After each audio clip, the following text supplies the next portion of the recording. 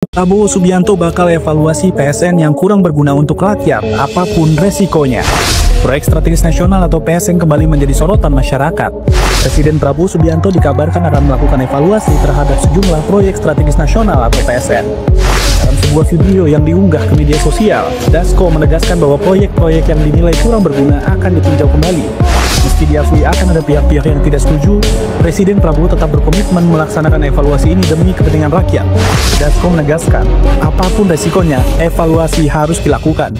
Dan kemudian bagaimana Pak Prabowo juga akan melakukan hal-hal kecil untuk rakyat, untuk kemudian bagaimana supaya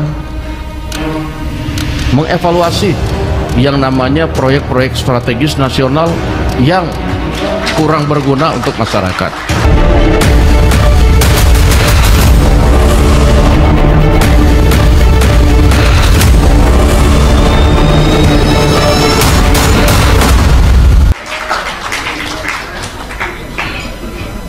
Dan hal ini tentunya tidak akan atau kemudian akan membuat sebagian ada yang kurang happy dengan pemerintahan.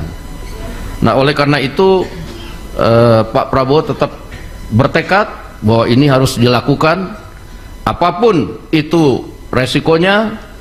Kita akan jalan dalam pemerintahan yang kurang dari 100 hari. Sudah banyak hal-hal yang kemudian ya namanya juga belum 100 hari, sudah banyak kemudian ya gangguan-gangguan walaupun kecil ya lumayan mengganggu.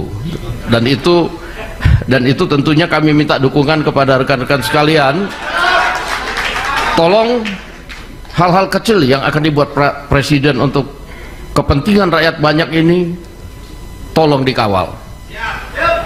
Tolong dikawal, karena biar bagaimana kita sudah lihat bahwa kepentingan asing di sini sangat besar, yang tentunya tidak happy kalau kemudian kita melakukan hilirisasi, kalau kemudian tadi kita akan mengidentifikasi perkebunan-perkebunan yang tidak terdata, yang hasilnya selama ini kemudian tidak masuk ke negara dan jumlahnya demikian banyak. Dan banyak juga yang tidak happy kalau kemudian nanti misalnya Pak Prabowo agak keras dalam pendampingan di kementerian lembaga dengan melibatkan aparat penegak hukum, KPK maupun kejaksaan dalam rangka mengawal proyek-proyek yang bersifat besar. Nah, mungkin kado tahun baru 2025 yang baru-baru ini kita launching adalah bagaimana kemudian contoh-contoh yang bisa kita lakukan efisiensi sehingga kemudian dalam waktu selama 1 minggu kita bisa breakdown itu dana haji bisa turun sebanyak 4 juta rupiah. 4 juta rupiah, padahal sebenarnya itu baru penghematan-penghematan yang kita lakukan untuk biaya perjalanan yang diadakan di dalam negeri.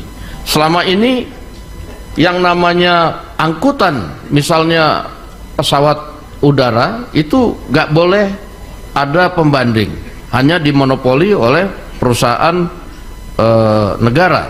Nah, tetapi demi efisiensi pada hari ini misalnya itu kita ada pembanding dan ada 2 maskapai, sehingga kemudian terjadilah kemudian perundingan harga, sehingga itu berakibat lebih besar dalam hal penurunan biaya komponen haji.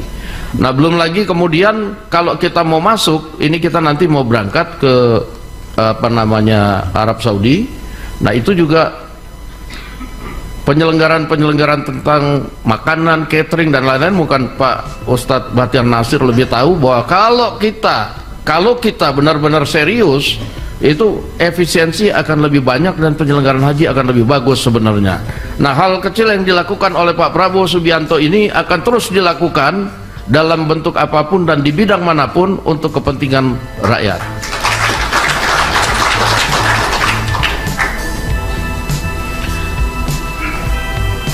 Dan tentu apa yang menjadi harapan dan keinginan dari pemerintahan yang dipimpin oleh Presiden Prabowo tersebut membutuhkan dukungan dari semua pihak, termasuk dalam hal ini dari kaum cendekiawan yang hadir pada hari ini, para tokoh bangsa, guna merumuskan pikiran-pikiran agar menjadi pikiran yang membumi dan dapat diimplementasikan sehingga dirasakan kehadirannya oleh masyarakat. Nah, contohnya kemarin kita kurang dapat bantuan itu dari cendekiawan. PPN naik 1%, dibilang PPN naik 12%. Padahal kebijakannya juga dari tahun 2021. Nah, ini kalau digoreng-goreng terus, ya apa namanya, eskalasi akan jadi naik, sementara rakyat kita yang akan jadi susah. Situasi saat ini sedang tidak baik-baik saja. Hal ini tentunya juga merupakan kondisi objektif yang dialami oleh sebagian besar dari bangsa-bangsa dunia, di mana pertumbuhan ekonomi dunia mengalami perlambatan.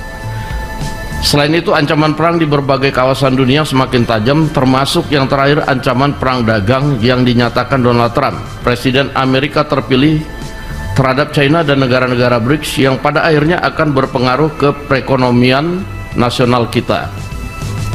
Namun tekad dari Presiden Prabowo, jadi boleh dong saya ngobrol di sini sebagai salah satu perwakilan dari partai utama pendukung pemerintah, dan juga sebagai salah satu dari anak buahnya presiden, ya kan?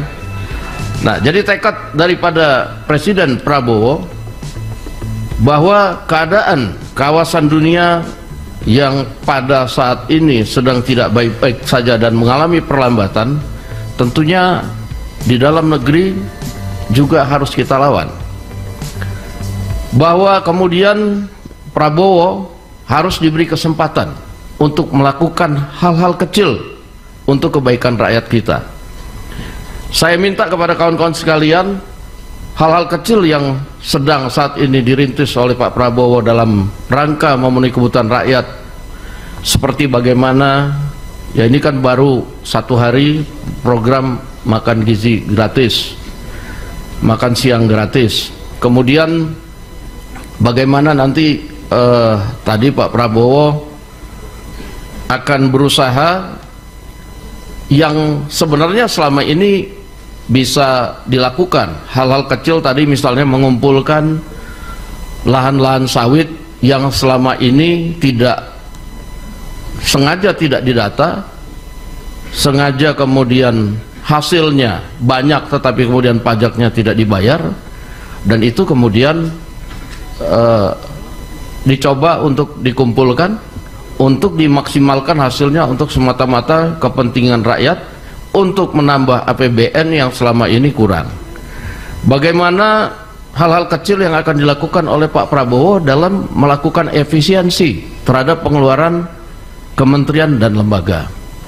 Yang saya kemarin ikuti, ada pembelian ATK untuk seluruh kementerian dan lembaga ini jumlahnya 44,4 triliun hanya belanja ATK. Nah, hal-hal seperti ini, hal-hal yang kecil yang coba dilakukan oleh Pak Prabowo, melakukan efisiensi di kementerian dan lembaga. Dan kemudian bagaimana Pak Prabowo juga akan melakukan hal-hal kecil untuk rakyat, untuk kemudian bagaimana supaya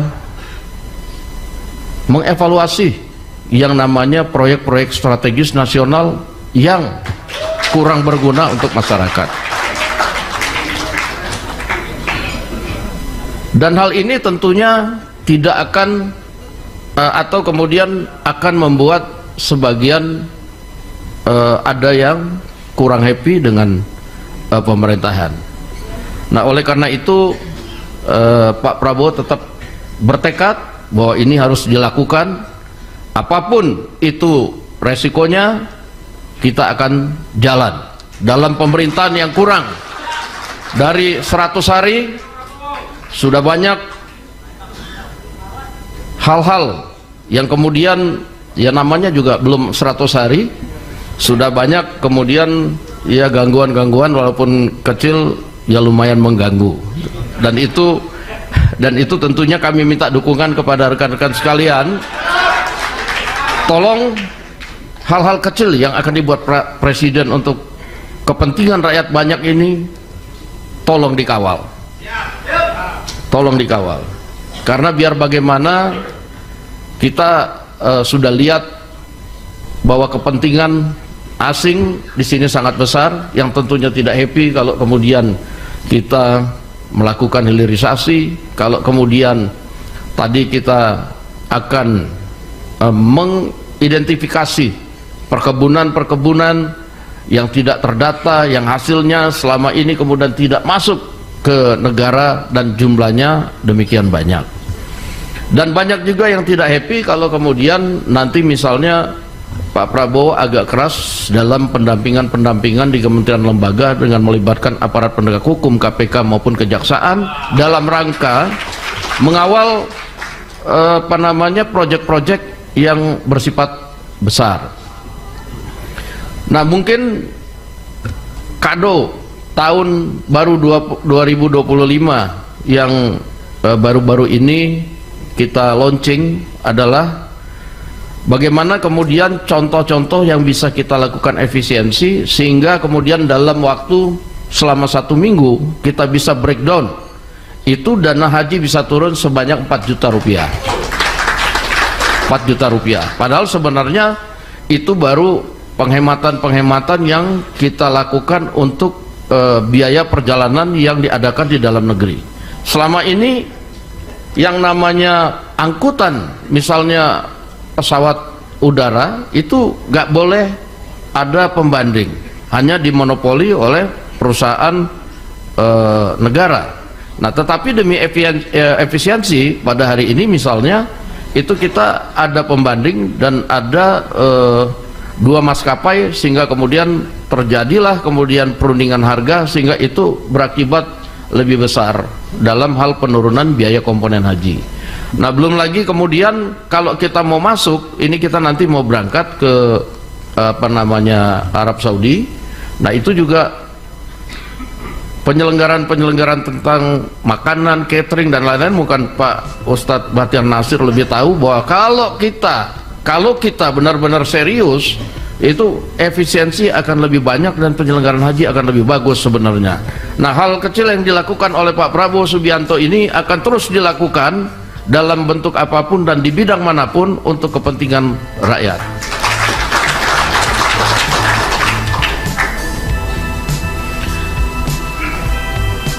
Dan tentu apa yang menjadi harapan dan keinginan dari pemerintahan yang dipimpin oleh Presiden Prabowo tersebut membutuhkan dukungan dari semua pihak, termasuk dalam hal ini dari kaum cendekiawan yang hadir pada hari ini, para tokoh bangsa, guna merumuskan pikiran-pikiran agar menjadi pikiran yang membumi dan dapat diimplementasikan sehingga dirasakan kehadirannya oleh masyarakat.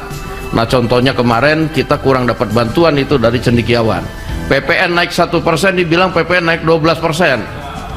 Padahal kebijakannya juga dari tahun 2021. Nah, ini kalau digoreng-goreng terus, ya eskalasi akan jadi naik, sementara rakyat kita yang akan jadi susah. Demikian informasi yang dapat saya sampaikan untuk hari ini. Semoga memberi manfaat. Salam dan doa kami untuk keluarga dalam perlindungan Allah, dalam dekap kasih sayang Rahman dan Rohim Allah Subhanahu wa Ta'ala. Allahumma amin. Terima kasih. Wassalamualaikum warahmatullahi wabarakatuh.